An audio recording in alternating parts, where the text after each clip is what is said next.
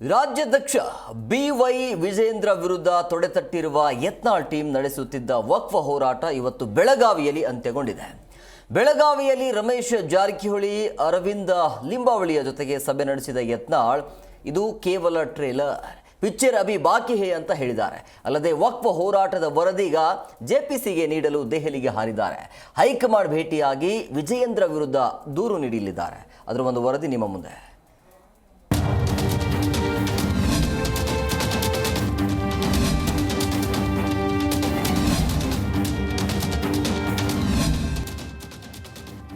November 25ರಿಂದ ವಕ್ಫ್ ವಿರುದ್ಧ rebel ಶಾಸಕ ಯತ್ನಾಳ್ ನಡೆಸಿದ ಮೊದಲ ಹಂತದ ಹೋರಾಟ ಬೀದರ್, ರಾಯಚೂರು, ವಿಜಯಪುರ ಬಳಿಕ ಬೆಳಗಾವಿಯಲ್ಲಿ ಅಂತ್ಯಗೊಂಡಿದೆ.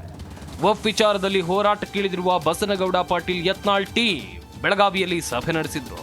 ಈ ಭಾಗದಲ್ಲಿ ನಡೆದ ಹೋರಾಟ ಬರೀ ಟ್ರೇಲರ್, ಪಿಕ್ಚರ್ ಅಭಿ ಬಾಕಿ ಹೈ ಎಂದು ಇದೇ ವೇಳೆ ಯತ್ನಾಳ್ ಹೇಳಿದ್ದಾರೆ. ಅಲ್ಲದೆ ಸಭೆ ಬಳಿಕ ದೆಹಲಿಗೆ ತೆರಳಿದ್ದ ಯತ್ನಾಳ್ ವಕ್ಫ್ ಹೋರಾಟದ ವರದಿ ಬಿಜೆಪಿಗೆ ಸಲ್ಲಿಸಿ ಬಳಿಕ ಬಿಜೆಪಿ ಹೈಕಮಾಂಡ್ ನಾಯಕರನ್ನ ಭೇಟಿ ಮಾಡಿ ವಿಜೇಂದ್ರ ಅಂಡ್ ಟೀಮ್ ವಿರುದ್ಧ ಸಹ ದೂರು ನೀಡೋಕೆ ಪ್ಲಾನ್ ಮಾಡಿದ್ದಾರೆ. ಈಗ ಮೊದಲ ಹಂತ ಮುಗಿತೀಗ.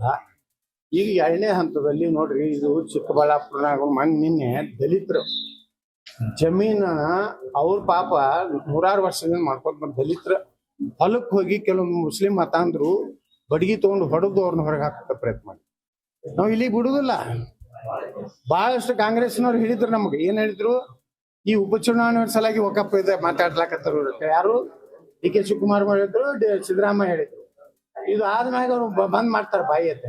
ನಾವೇನ್ ಬಂದ್ ಮಾಡಿವನ್ರಿ? ಈಗ ಯಾರು ಚುನಾವಣೆ ಅದನ್ರಿ? ನಮ್ದು 3.5 ವರ್ಷ ಚುನಾವಣೆ ಐತಿ, ಪಾರ್ಲಿಮೆಂಟ್ ಇನ್ನ 4 ವರ್ಷ ಚುನಾವಣೆ ಐತಿ.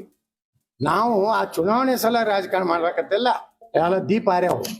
ಆ ದೀಪ ಆರಿದ ಬಗ್ಗೆ ನೀವು ದೀಪವನ್ನು ಹೇಗೆ ಹಚ್ಚುತ್ತೀರಾ ಅಂತ ಬೆಳಗಾವಿಯಲ್ಲಿ ನಡೆದ ಸಭೆಯಲ್ಲಿ ಮಾತನಾಡಿದ ಅರವಿಂದ ಲಿಂಬಾವಳಿ, ನಾವು ಪಕ್ಷ ವಿರೋಧಿ ಚಟುವಟಿಕೆ ಮಾಡ್ತಾ ಇಲ್ಲ. ವಕ್ಫ್ ವಿರುದ್ಧ ಹೋರಾಟ ಮಾಡಬೇಕಿದ್ದ ನಮ್ಮ ಬಿಜೆಪಿಯ ನಾಯಕರೇ ಅಪಸ್ವರ ಎತ್ತಿದ್ದಾರೆ. ಬಿಜೆಪಿ ರಾಜ್ಯಾಧ್ಯಕ್ಷ ವಿಜೇಂದ್ರ, ಸಿಎಂ ಸಿದ್ದರಾಮಯ್ಯ ಹಾಗೇನೆ DCM DK ಶಿವಕುಮಾರ್ ಜೊತೆಗೆ ಹೊಂದಾಣಿಕೆ ಮಾಡಿಕೊಂಡು ರಾಜಕಾರಣ ಮಾಡೋದು ಬಿಡಬೇಕು ಅಂತ ಆಗ್ರಹಿಸಿದ್ರು.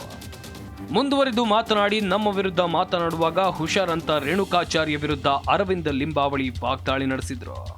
ಜನಪರ ಹೋರಾಟಕ್ಕಿಳಿದಿರ್ತಕ್ಕಂಥ ಯತ್ನಾಳ್ ನೇತೃತ್ವದ ತಂಡದ ಮೇಲೆ ಕ್ರಮ ಕೈಗೊಳ್ತೀವಿ ಅಂತೀರಿ.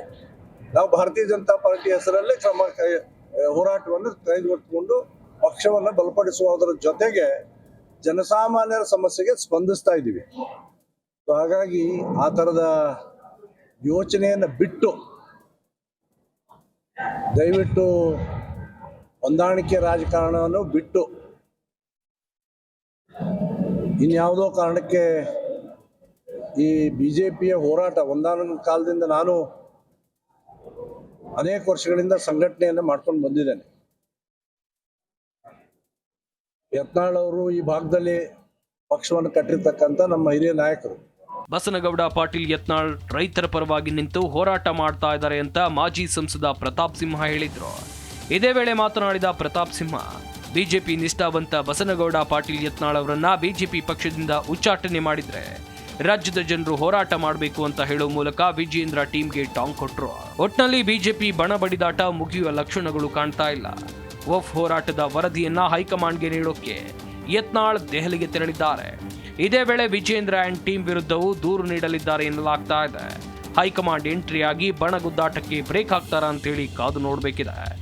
Bureau report, Zee Kannada news, Bengaluru.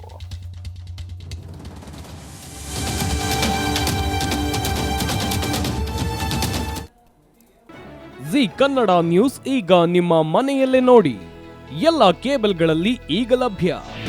ನಿಮ್ಮ ನೆಚ್ಚಿನ ಜಿ ಕನ್ನಡ ನ್ಯೂಸ್ ಈಗ ಸನ್ ಡೈರೆಕ್ಟ್ ನಲ್ಲಿ number 292, Tata play number 1664, Jio TV number 1334, NXT digital number 30, in cable number 30, city networks 51, U digital number 162, GTPL number 17, Rockline telecommunications number 42, Shri Basaveshwara cable number 168, rural cable network 60, Vinayaka digital 57, Abhishek cable 821, city channel 53, Siddeshwara cable network 57, V4 digital Infotech 628, Surya digital networks 53, Gajanan digital number 836, Malnad infotech private limited number